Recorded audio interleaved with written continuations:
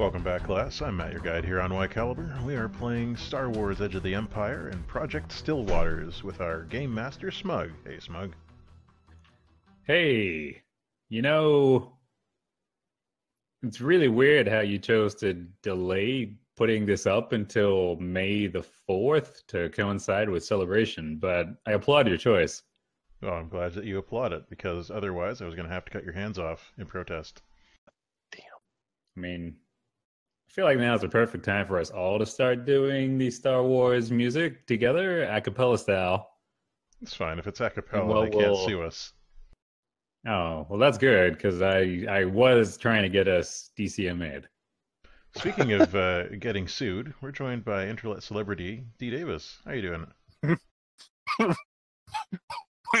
Do you know something I don't? Well, you didn't. I thought you got a cease and desist from the Coneheads. No. I don't think it was a cease and desist. It was more of a just deal with it. More of a sick burn? I mean, I got the picture. Let me... While he's finding that, let's meet our other guests. We're also joined by Grimmeth. How you doing, Grimmeth? I'm hanging in there, buddy. How's your YouTube search history and recommendations going?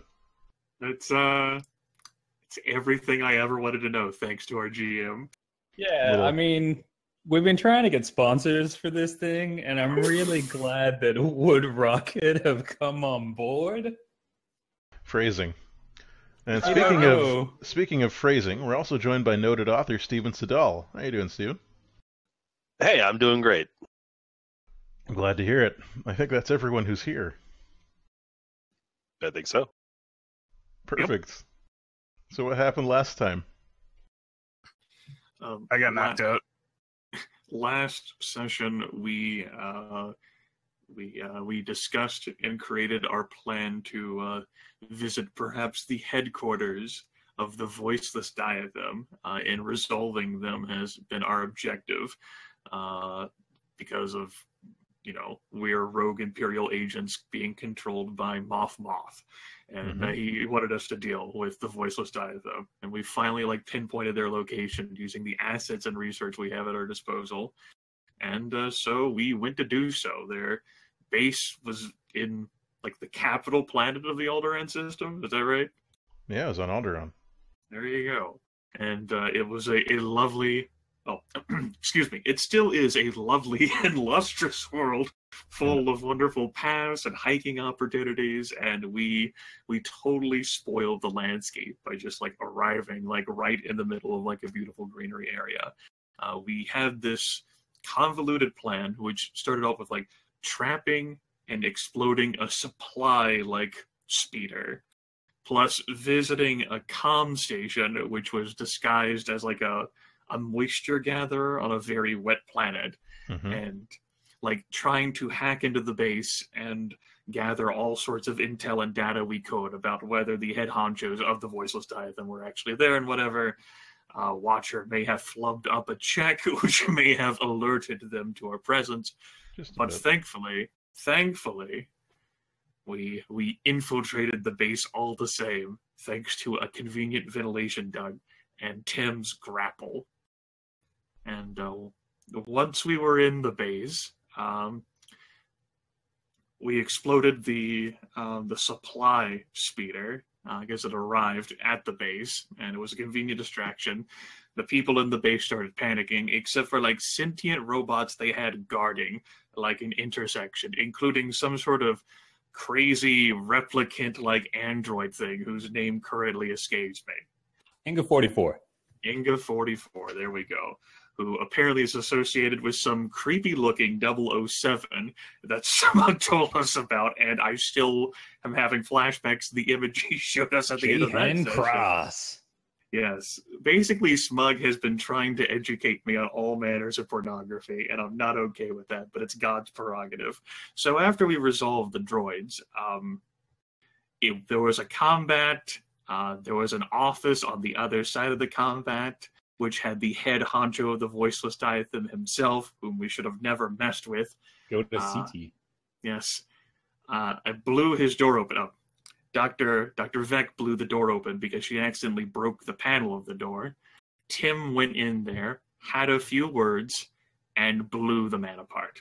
About 2 words, yeah. Yep. Meanwhile, Brunetet journeyed off almost on his own, but Jason followed to go gather up his research. While we've decided to spare Inga 44 for the time being, and perhaps like escort her back and deliver her to basically our boss, our handler. And the session ended off with a camera cutting away from the rest of the group to Jason as he meets an unfortunate circumstance at the hands of Dr. Natet. Yeah, Dun, dun, so dun. done. Can't leave that hanging. So we open with Dr. Natet. His hands are inside of Jason's body, currently harvesting his organs. That No. doesn't sound true. And then Jason's dad burst through the wall. Uh-huh. Now, T. Davis is going to play his own dad. Oh, like my dad in real life. Yes. Your real life dad If you want to. is Jason's dad, also. Hey, I bought some chicken nuggets and I mean, I already like where this is going. everybody help yourself to some chicken nuggets. Yay! And then the credits crawl up. Thanks for joining us for Project Still Waters. I hope you all enjoyed the last 5.5 months. It's been a great ride. We sure wiped out that VD. Yeah, I'm looking forward to this being strung out over like another 5.5 months. We're going to be playing one of Steve's delightful anime tabletop games next week. No. No one likes those. Maybe Blades in the Dark? Wait, that's a really good system. I've run it. I played it. It's really good. Ooh, we'll talk about that later. Mhm. Okay, so what actually happens?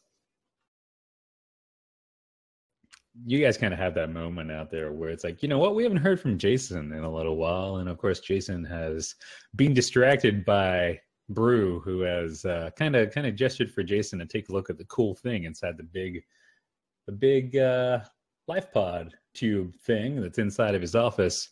At which point the cinematic took place where it kind of panned out and there was an object rushing for the back of Jason's head. So right now, Jason, you are unconscious.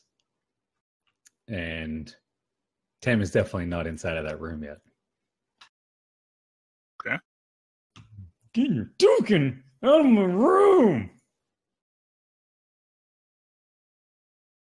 So, you guys that are outside, Serpentine. what do you feel like doing? I gotta go check on my soldier. And I'm grooming to be the next Imperial assassin.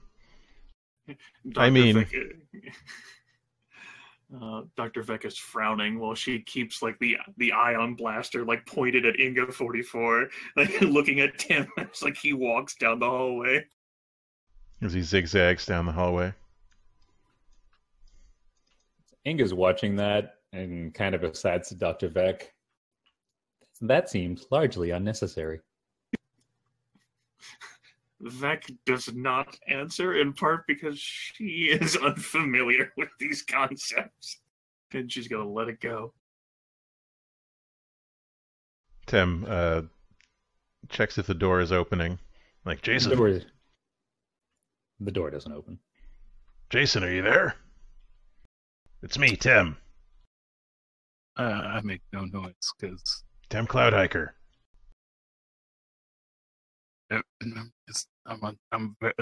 the sounds of a very unconscious man greet your voice. I use my life science scanner to see who's in that room, or how many things are in that room that are alive.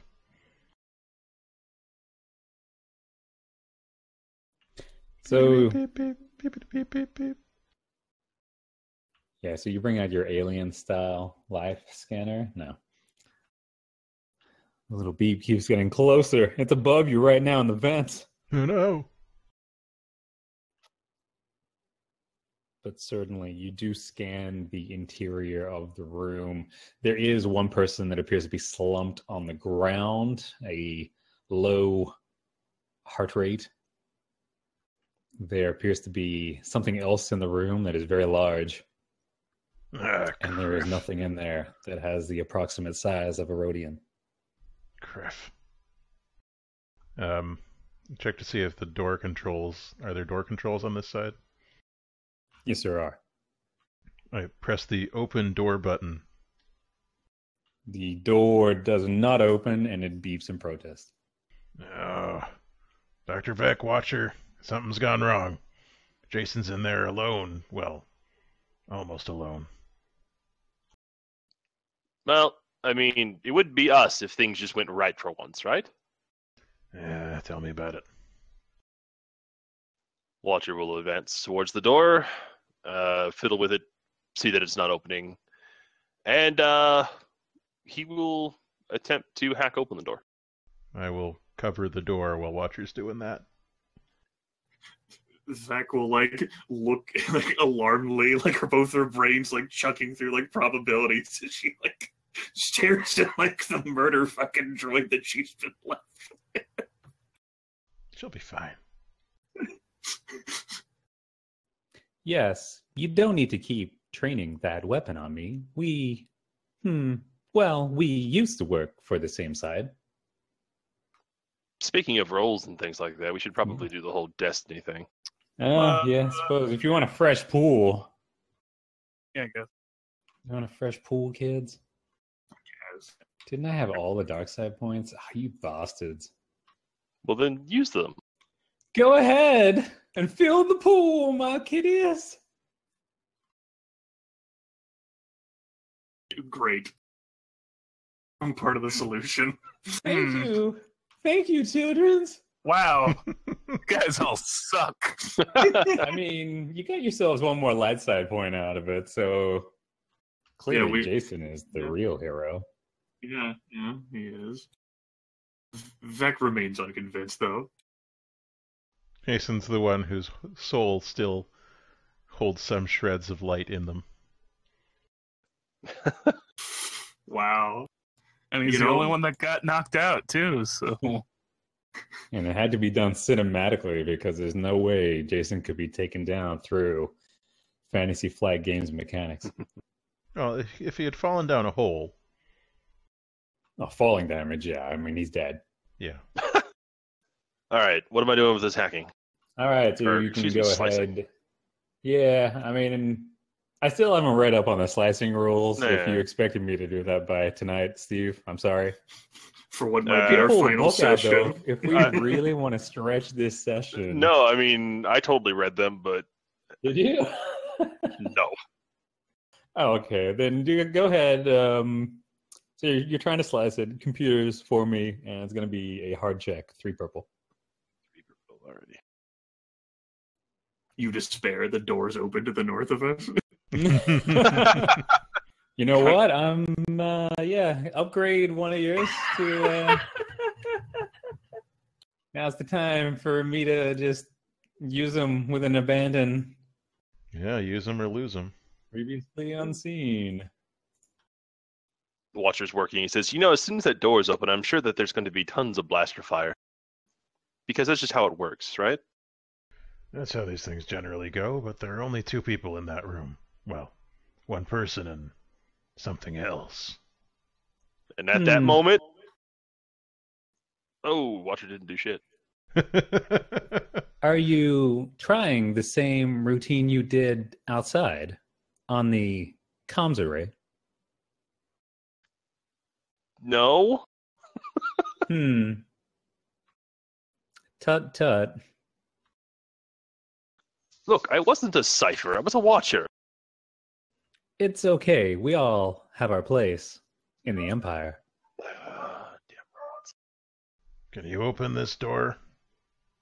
If Natet has locked it from the inside, Maybe.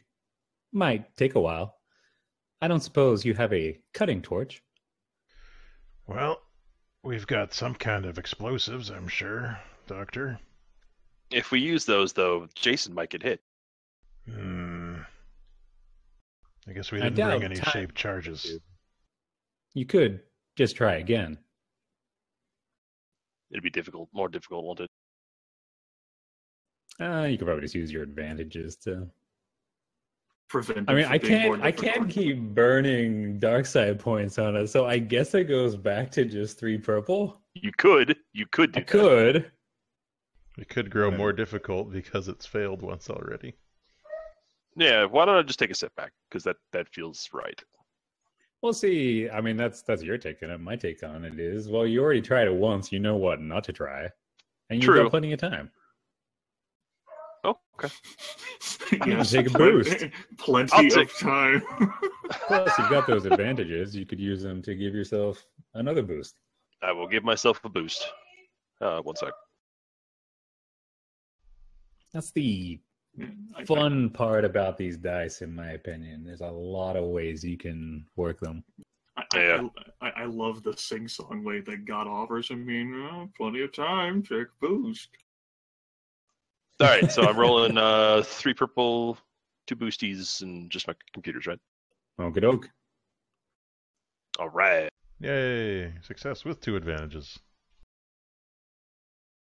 So you do have a lot of time. You can probably use those advantages to lower the time it does take for you to crack the door, slicing the interface, and triggering the hydraulics to release. The door does not slide completely open, but it cracks enough for, I'm sure Tam could kind of get his hands in there and start working the door. I do so. All right, I'll have you roll your brawn or athletics for me. Okay, against what? It'll be a normal dice roll, 2 purple. Okay. Average, I believe is the word. I'm gonna make you guys roll for everything tonight. It's gonna be like a 4-hour session. I succeed. All right, so tell us how ripplingly muscled Tim is as he does that. Oh, it's very, very impressive, except that he just gets real sweaty. Like, he's just, like, Breaks his- into a fluff he's sweat. got his back against the wall, and both his arms and 1 foot pushing on the side of the door that's open. He's like, and very slowly, like inch by inch, forces the protesting door open. And afterwards, he just kind of got his hands on his knees. He's wheezing, like, we get this door's open. Impressive for a man of your age. I'm only 48. Only. Watcher's squinting meanwhile. There's a suspiciously low amount of blaster bolts being hurled at us. Yeah, so the door is open. You don't really hear anything major from inside. There is no flurry of blaster fire coming at the group that is in the hall.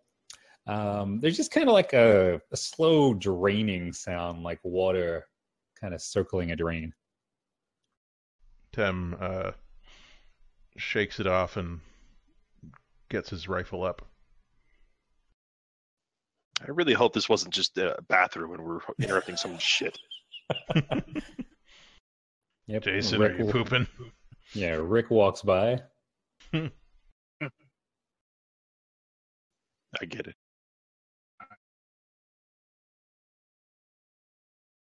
So Tim does a combat roll into the room. It's a very slow one. He grunts a lot. Kind of pauses halfway to clutch it in his back. Look, he just forced open a door. Give him a break. So the interior is a lab that was probably once in very pristine working order. Right now there is crap everywhere. files are all over the place. And one of those, well, the interior, right? So there is, of course, a big computer station right there where you can just picture that Natet would be standing there working feverishly. But the major thing inside are the two big glowing vats that are clearly large enough to have been holding various life forms, the subjects that were being brought here by the voiceless diathom. And the one closest to Tem is empty. It has the liquid, but there is nothing inside of it. Is Jason in here?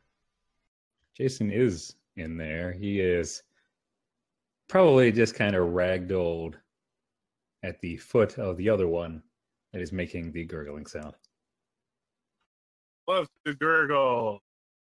So Jason, you can probably, I mean, you're a reasonably fit man. You can probably start coming back to consciousness at about this point.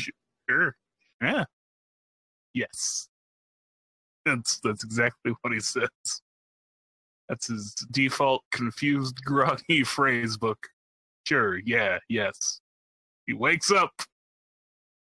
Tem goes to check Jason's pulse, but at the same time, Jason's getting up, so instead he just kind of gently strokes Jason's hair.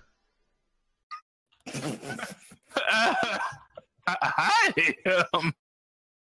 Where's You okay? Where's what's his name? What's it? Brew? Where? I was hoping you could tell us. Oh no, I think I think he might have blown the coop. My head hurts. Sounds like he pulled a VEC on you.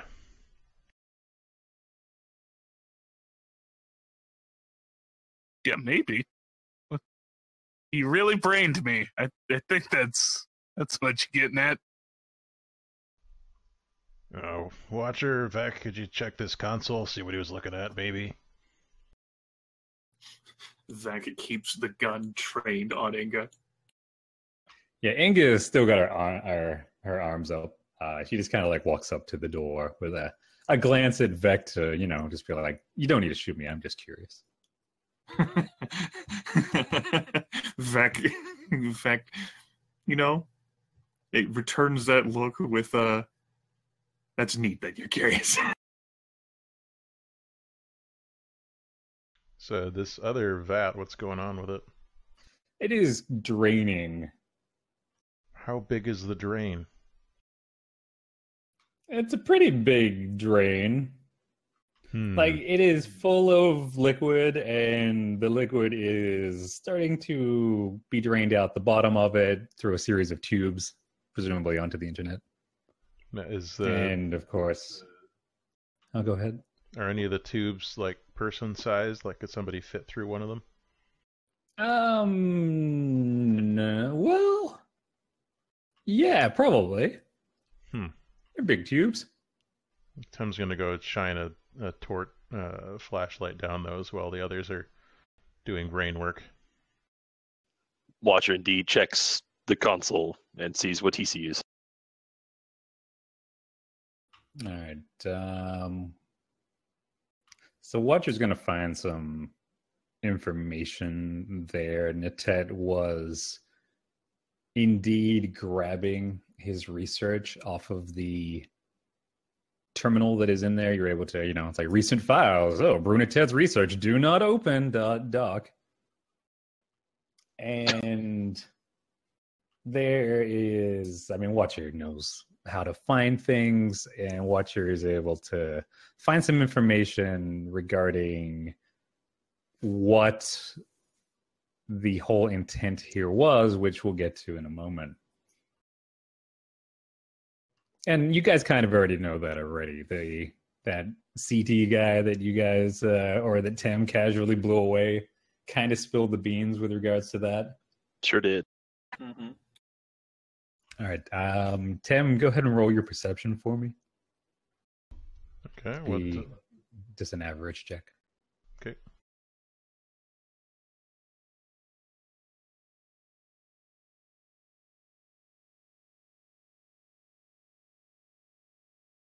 I failed. So Tim's like staring down these tubes where the liquid is like, starting to drain down, and he can't see that there's anybody in there. But there's definitely something inside of the tube itself. Tim's pretty focused on them drains, though.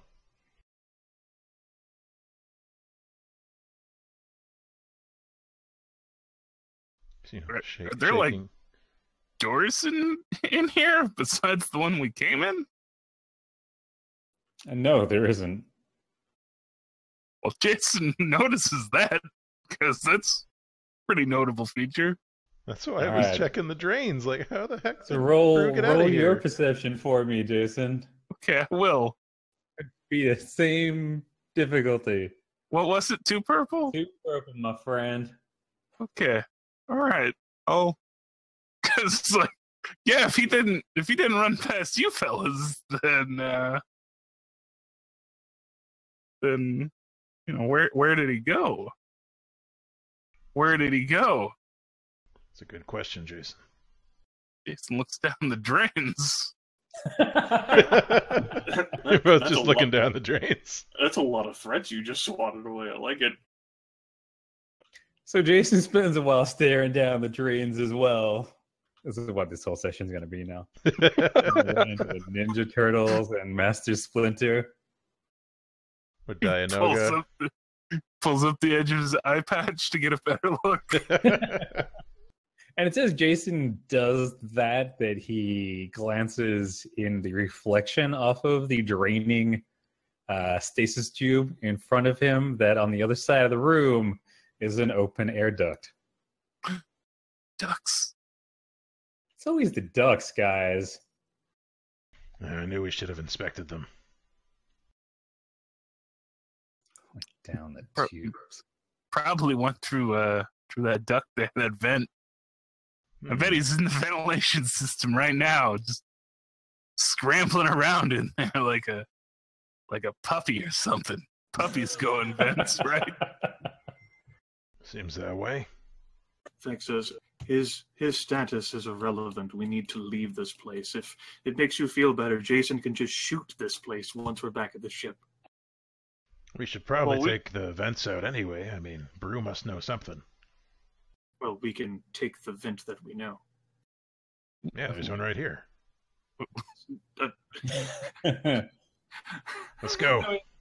It's at that point that a very, very large arm slams through the tube that is draining. Oh, I should stay over here then. I mean, you can start walking. That's fine.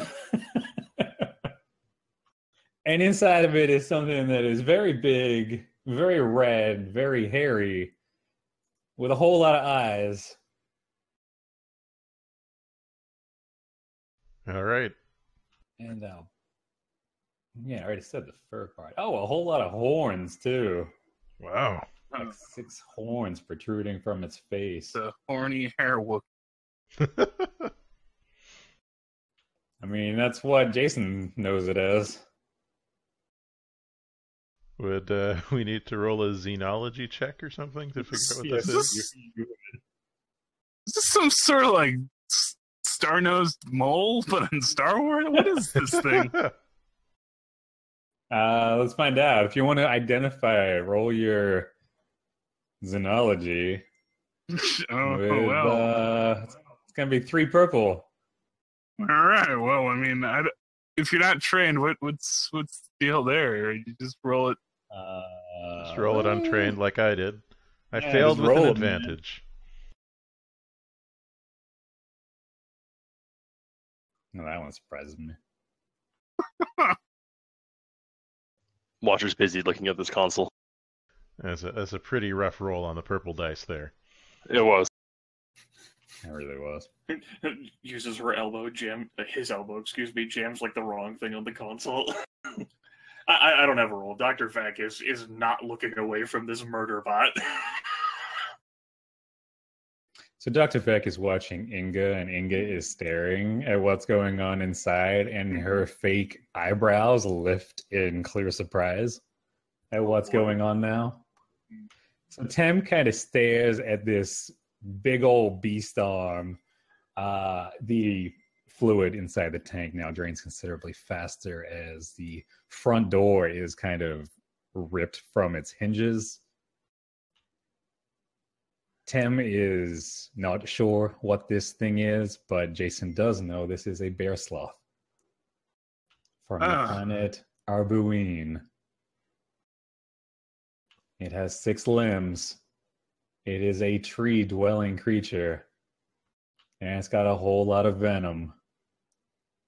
Why does Jason know this?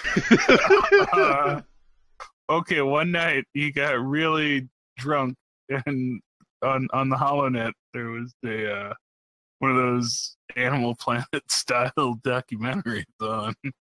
Oh. And while he was downing a bottle of the finest space whiskey, he just watched the bear sloths play. I would have also enjoyed, like, Jason was like put into like a college dare or whatever to like drink like alcohol laced with like bear sloth venom. Dude, it's the best trip ever. Oh, that would be terrible. Jason started off by searching for like a certain kind of tree on Holopedia.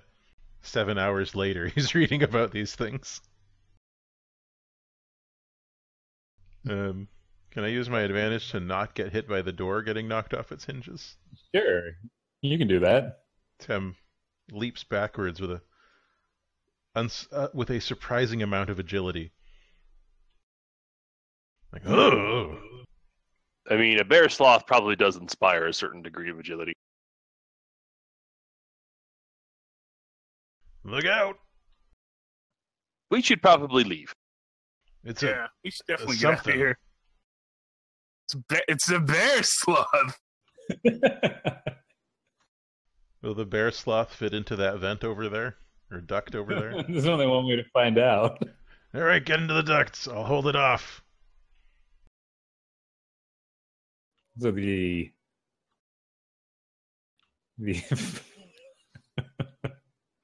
bear sloth begins extracting itself from the tube it has spent God only knows how long. Its fur is wet and sticky, and it smells terrible. Oh, it's Tem's soul mate. What's the word that I wanted to say?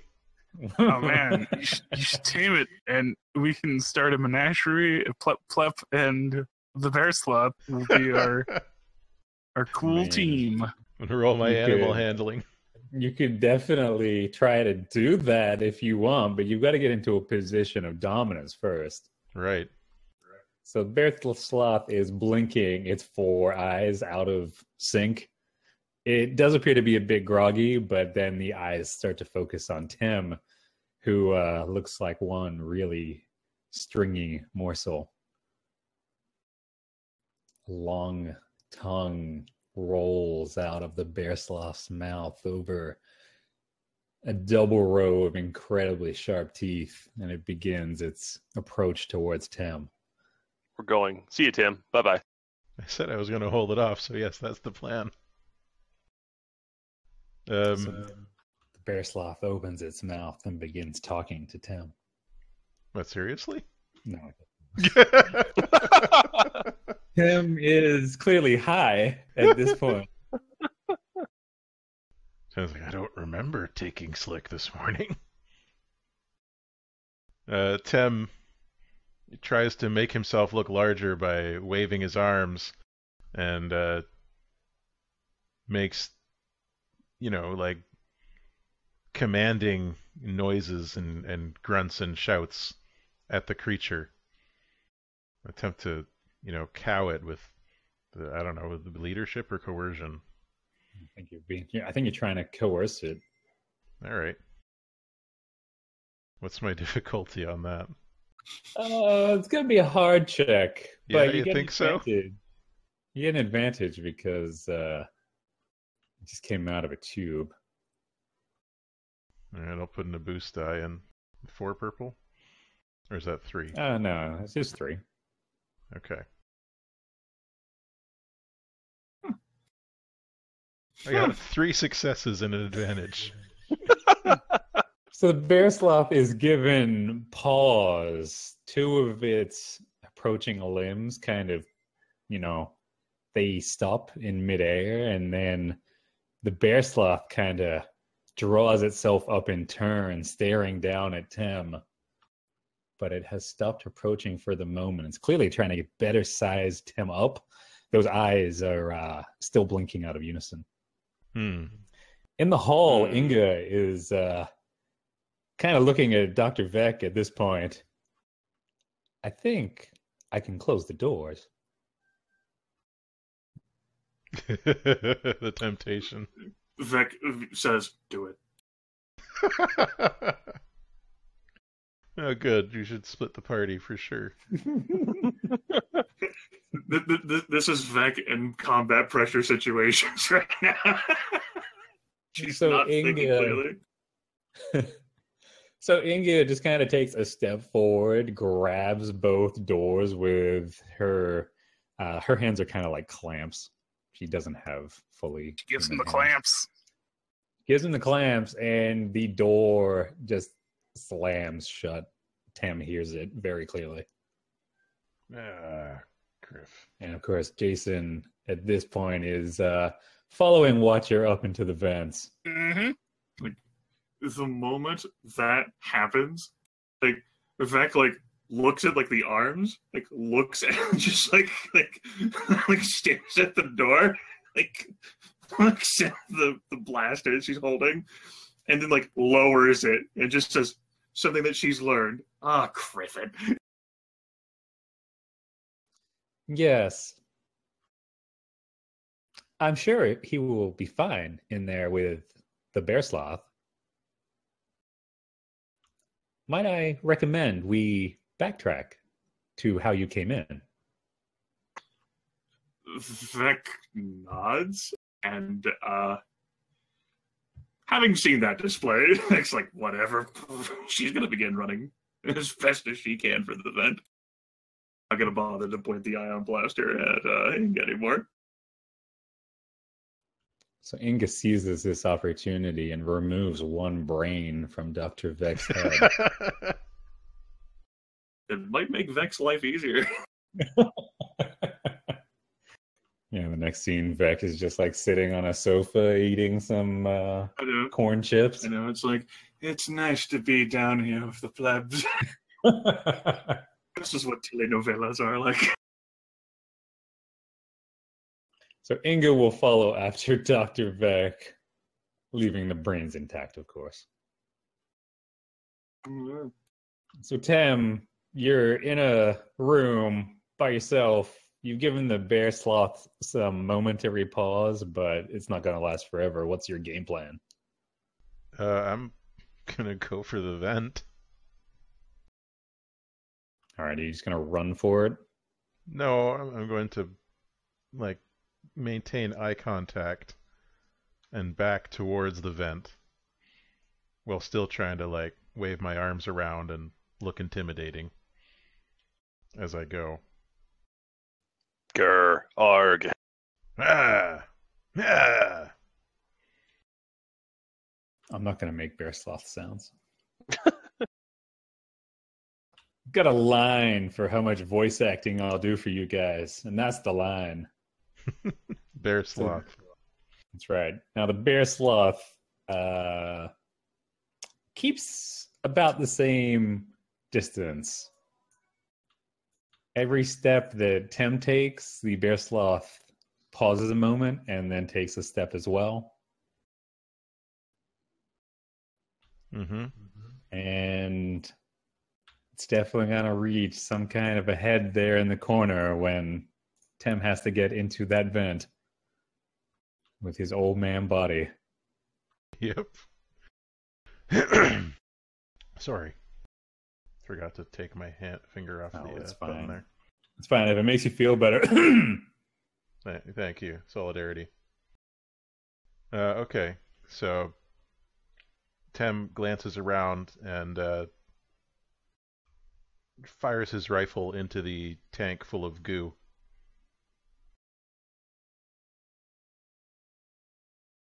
Do you want to roll it, or do you want to? It's up Light to side you. point it. Up to you. No, it's up to you. You can. You want me to use that light side point, don't you? I mean, do you want a sure thing, or do you want the fate of the dice? Well, I don't want to get murdered by a bear sloth. Compelling You know argument. how hard it is to kill someone in this system? Bear sloth might throw me down a hole. I'd probably shove you into one of those tubes. All right, I'll use a light side point. Tem fires into the vat, and the outrushing goopy liquid creates a temporary but effective barrier so that he can scramble up into the vent just in the nick of time. He Like literally so. surfs it into the vent. I don't know if there's that much liquid. Yeah, it becomes a crazy water slide in the vents. Jason and Watcher like try to turn their heads as best they can. Ah! Yeah, Tem gets up there just ahead of the bear sloth and slams the vent shut behind him, scuttling forward after the other two. Go, go, go, go!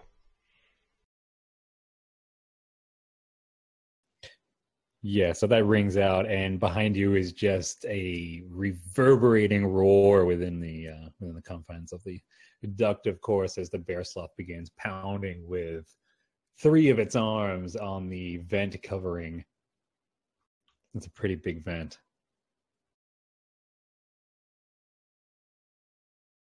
But no doubt you guys will make it back outside. Is that where these vents lead? Yes, all vents lead outside of this place. Oh, Vents okay. for ventilation. Well, Wow.